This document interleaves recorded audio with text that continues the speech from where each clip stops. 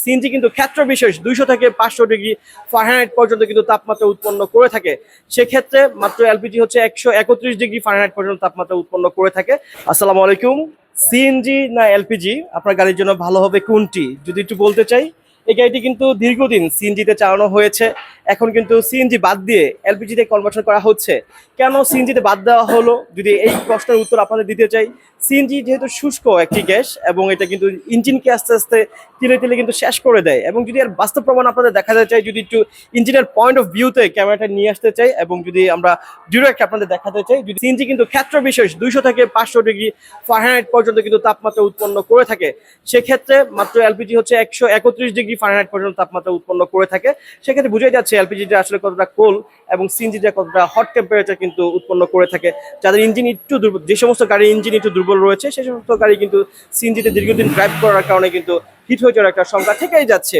এটা ছিল আসলে আপনাদের বোঝানোর, এটা ছিল আসলে আপনাদের কম্পেয়ার করার চেষ্টা করেছি। আসলে আপনার গাড়ির জন্য সিএনজি ভালো হবে না এলপিজি ভালো হবে, এখন ডিসিশন আপনার। আপনি গাড়িটি দীর্ঘদিন ভালো পারফর্ম পেতে চান না সাময়িক একটা কম খরচে চালাতে চান, সেটা হচ্ছে আপনার ডিসিশন। এখন সেটা হচ্ছে আপনার ডিসিশন। এই ছিল আজকে। সবাই ভালো থাকবেন, সুস্থ থাকবেন। আসসালামু আলাইকুম। যার কারণে কিন্তু সিএনজিতে গাড়ি চালালে একটা ব্যাড একটা এক্সপিরিয়েন্স কিন্তু হচ্ছে সবারই।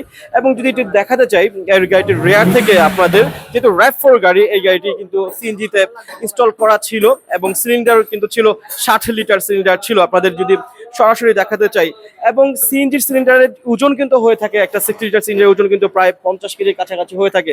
আপনারা দেখছেন এখানে এই সিএনজি সিলিন্ডারটা কিন্তু বাদ দেওয়া হয়েছে এবং এলপিজি সিলিন্ডার কিন্তু ইনস্টল করা হবে। এটার ওজন মাত্র, যদি আমরা বলি, মাত্র 20 কেজি ওজন রয়েছে এই সিলিন্ডারটি। সেক্ষেত্রে বলাই যাচ্ছে যে সিএনজির যে একটা এক্সট্রা একটা ওয়েট কিন্তু আপনি ক্যারি করছেন যখন আপনি গাড়ি ড্রাইভ করছেন।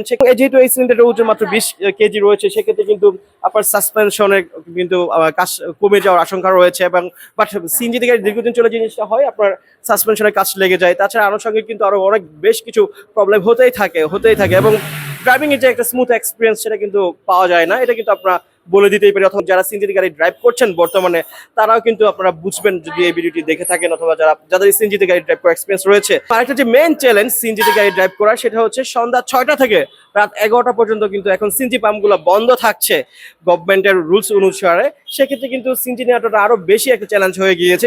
সেটা শুধুমাত্র ঢাকায় না, ঢাকার বাইরেও কিন্তু ফুল বাংলাদেশে কিন্তু এই রুলসটা জারি রয়েছে এখন পর্যন্ত। এবং এলপিজি যে জিনিসটা হয়, এলপিজি কিন্তু আপনি 24 আওয়ার্স কিন্তু পেয়ে যাচ্ছেন, এবং এলপিজি নেওয়ার ক্ষেত্রে কিন্তু এক্সট্রা কোনো সিরিয়াল লাগছে না এবং আপনাকে এক্সট্রা কোনো টাইমও দিতে হচ্ছে না। জাস্ট তেলের মতো কিন্তু আপনি খুব সহজেই, খুব রিলায়েবল ভাবে কিন্তু আপনি এলপিজি গাড়িতে রিফিল করতে পারবেন।